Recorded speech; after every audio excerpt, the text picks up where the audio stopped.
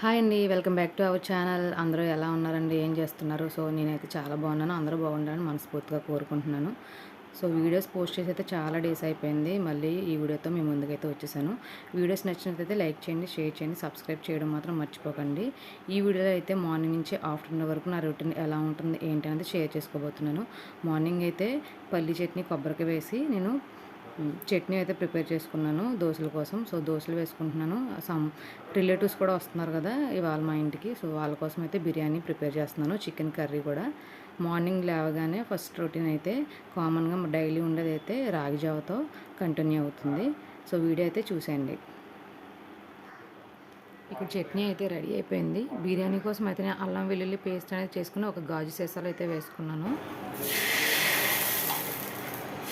నేను దోశకి ప్రిపేర్ చేసుకున్నది షార్ట్‌లో అయితే పెట్టానండి. ఒకసారి చెక్ చేయండి. ఒక కప్పు జొన్నలకి ఒక కప్పు మినపగుళ్ళు వేసుకున్నాను. దానికి డబుల్‌దో క్వాంటిటీ బ్రౌన్ రైస్ అయితే వేసుకున్నాననమాట. ఒకవేళ షుగర్ ఉన్న వాళ్ళు ఎవరైనా ఉన్నట్టయితే కనుక బ్రౌన్ రైస్ అనేది కూడా అవాయిడ్ చేయొచ్చు. మీరు జొన్నలు 2 కప్స్ వేసుకుని మినపగుళ్ళు ఒక కప్ వేసుకుంటే సరిపోతుంది. షుగర్ అనేది పెరగకుండా ఉంటుంది. ఇక్కడైతే నేను బిర్యానీ కోసం వెజిటబుల్స్ అన్నీ కూడా కట్ చేసి పెట్టుకుంటున్నాను. కొరియాండరు, టమాటా, క్యాప్సికము, మిల్ మేకర్, క్యారెట్, అల్లం వెల్లుల్లి పేస్ట్ అన్నీ కూడా రెడీ చేసి పెట్టుకుంటున్నాను. నేను ఇక్కడైతే 1 కేజీ రైస్కి అయితే నార్మల్ వైట్ రైస్ అయితే చేస్తున్నాను. సో, కేజీ చికెన్ కూడా నేను వాష్ చేసి పక్కన పెట్టుకున్నాను.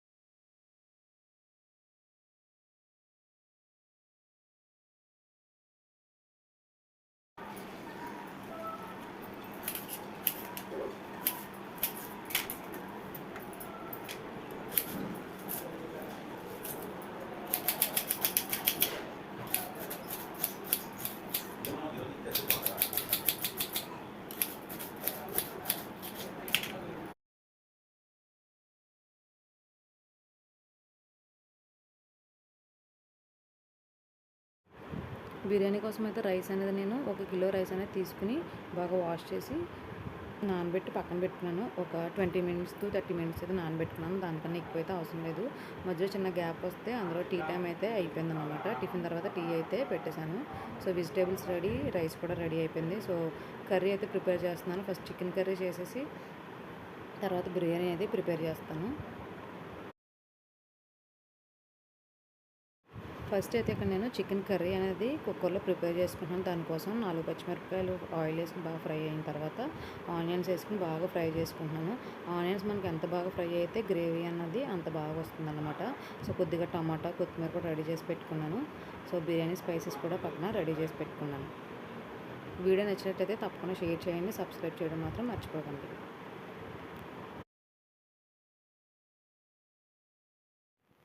ఆనియన్స్ అయితే ఫ్రై అవుతున్నాయండి. పక్క పొయ్యి మీదకి అయితే షిఫ్ట్ చేసుకున్నాను అనమాట. ఇక్కడైతే నేను బాండీ పెట్టుకున్నాను.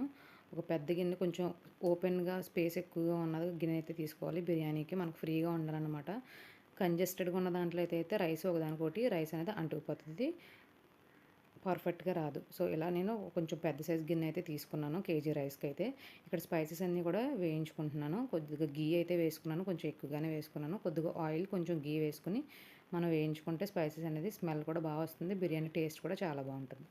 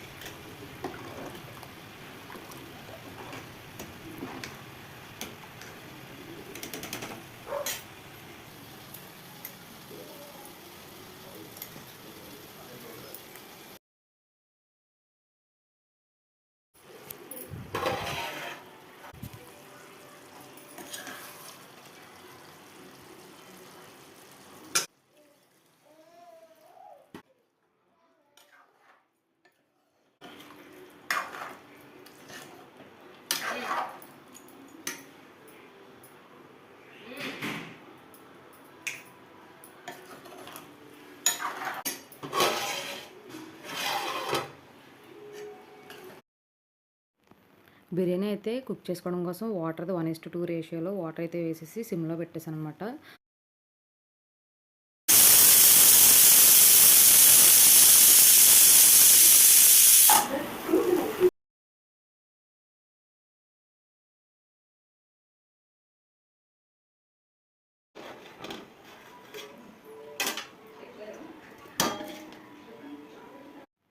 చూసారు కదా, బిర్యానీ అయితే చాలా బాగా వచ్చింది. పొడి పొడిలాడుతూ టేస్ట్ కూడా చాలా బాగుంది. సో బిర్యానీ కర్రీ 2 కూడా అయిపోయినాయి. బిర్యానీ అయితే ఒక సర్వింగ్ బౌల్లోకి అయితే తీసేసుకుంటున్నాను. కర్రీ కూడా అయిపోయింది. విజిల్ తీసి ఎలా వచ్చింది ఏంటనేది మీకు చూపిస్తాను. చూసారు కదా, కర్రీ అయితే చాలా కలర్ఫుల్గా ఉంది. టేస్ట్ కూడా సూపర్ ఉంది. ఇది కూడా ఒక బౌల్లో తీసేసుకుందాం.